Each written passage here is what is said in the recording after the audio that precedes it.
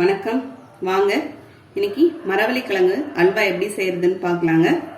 ரொம்ப 20 நிமிஷம் தான் ஆச்சுங்க. எனக்கு டைம் பார்த்தீங்கன்னா அடுப்பில் வச்சு நம்ம கிளறதுக்கு ஒரு டைம் 20 நிமிஷம் ஆச்சுங்க. நான் ஒரு 1/2 கிலோ கிழங்கு எடுத்ததில் எனக்கு அவ்வளோ டைம் எடுத்துச்சு. சாப்பிட்றதுக்கு ரொம்பவே டேஸ்ட்டாக இருக்கும்.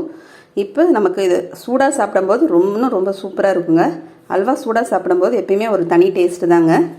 இந்த மாதிரி செஞ்சு கொடுத்து சாப்பிட்டாங்கன்னா திரும்ப செய்ய சொல்லுவாங்க.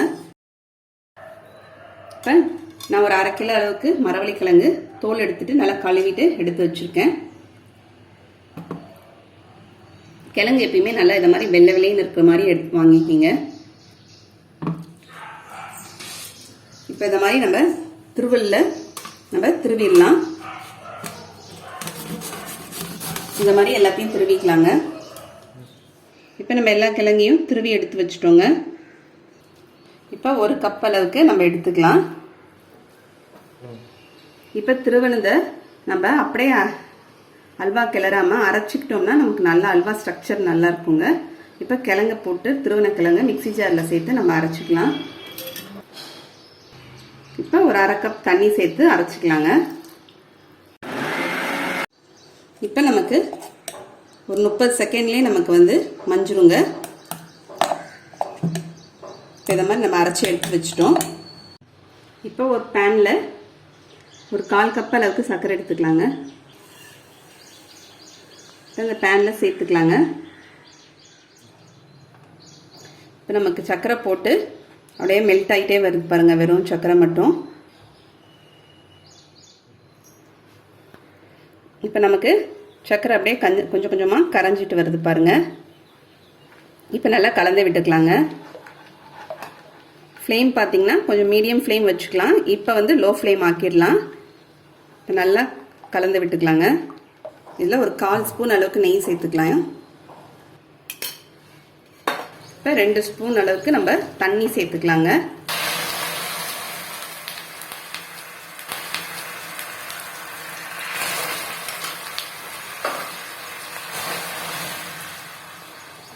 ஸ்பூன் தண்ணி சேர்த்து ஒரு கலந்து விட்டு இப்போ நான் ஸ்டவ் ஆஃப் பண்ணிட்டேன்.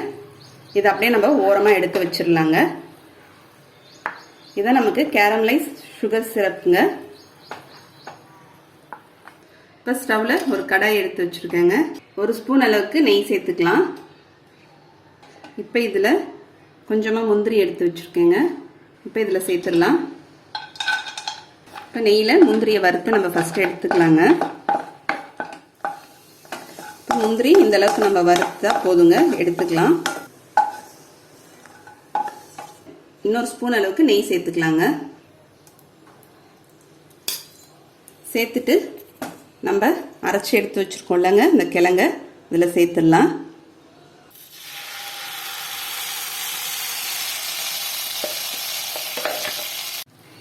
இப்போ நம்ம கிழங்கு சேர்த்துட்டோங்க. இது கூடவே இன்னும் ஒரு அரை கப் அளவுக்கு தண்ணி சேர்த்து, ஏற்கனவே அரைக்கும் போது ஒரு 1/2 கப் தண்ணி சேர்த்துருக்கோங்க. இப்போ ஒரு 1/2 கப்பு நான் மிக்சியை கழுவிட்டு தண்ணி எடுத்து வச்சுருக்கேன், அதை சேர்த்துக்கிறேன்.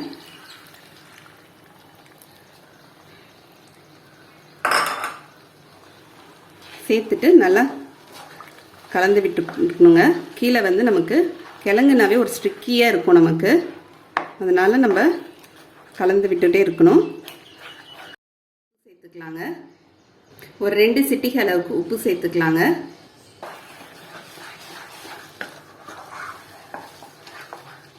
இப்போ நமக்கு இன்னும் தண்ணி தேவைப்படுது. இன்னும் கொஞ்சம் தண்ணி சேர்த்துக்கலாம். கிழங்கு வேகணும். கொஞ்சமாக தண்ணி சேர்த்துக்கலாங்க. இப்போ திரும்பியும் நான் இன்னொரு 1/2 கப் சேர்த்துக்கிறேன். சேர்த்து நல்லா கலந்து விட்டுக்கலாங்க. இப்போ நம்ம விட்ட தண்ணியெல்லாம் இழுத்துட்டு கிழங்கு பாருங்கள் நல்லா வெந்து வந்திருக்கு. கலர் நமக்கு மாறி இருக்கு பாருங்கள். நம்ம நல்லா வெள்ளையாக போட்டுருவோம்ல. இப்போ கலர் லேசாக லைட் எல்லோ கலரில் இருக்குது பாருங்கள்.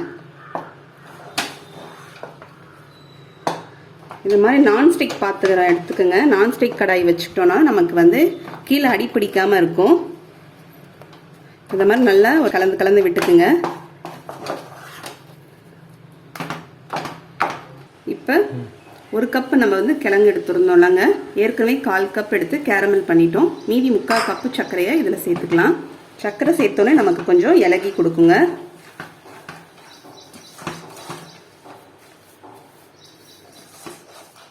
சர்க்கரை சேர்த்து நம்ம நல்லா கலந்துட்டோங்க. சர்க்கரையும் நமக்கு நல்லா மெல்ட் ஆகிட்டு நல்லா கலந்துருச்சு. இப்போ நம்ம கேரமல் பண்ணி வச்சுருந்தோம்லங்க, அது வந்து நமக்கு பண்ணி வச்சிட்டோன்னே கொஞ்ச நேரத்தில் நமக்கு கட்டியாயிடும். இப்போ லேசாக நம்ம சூடு பண்ணோம்னா இந்த மாதிரி நமக்கு திரும்பியும் இலகி வந்துருங்க. இப்போ இதில் சேர்த்துடலாம். நம்ம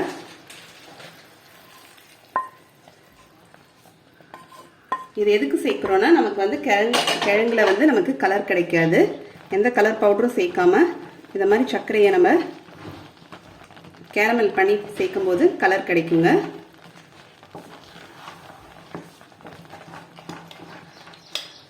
இப்போ ஒரு ஸ்பூன் கொஞ்சம் கொஞ்சமாக நெய் சேர்த்துக்கலாம். இப்போ ஒரு ஸ்பூன் நெய் சேர்த்துக்கலாங்க. நமக்கு அல்வாக்கு கொஞ்சம் நெய் கூட தான் தேவைப்படும். எல்லாத்தையும் மொத்தமாக சேர்க்காம கொஞ்சம் கொஞ்சமாக சேர்த்து கிளறணும்.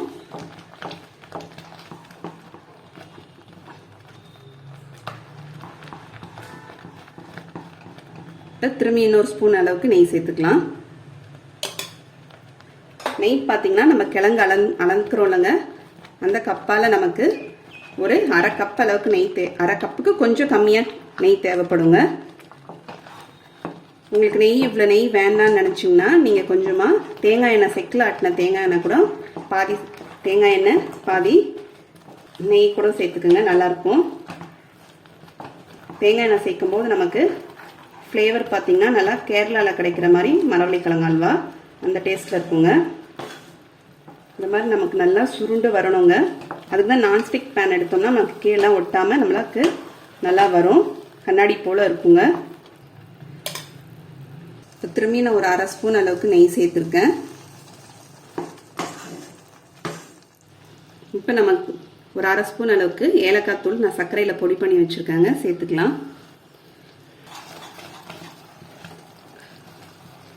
இது கூட நெய்யில் வறுத்த முந்திரி பருப்பு சேர்த்துடலாங்க.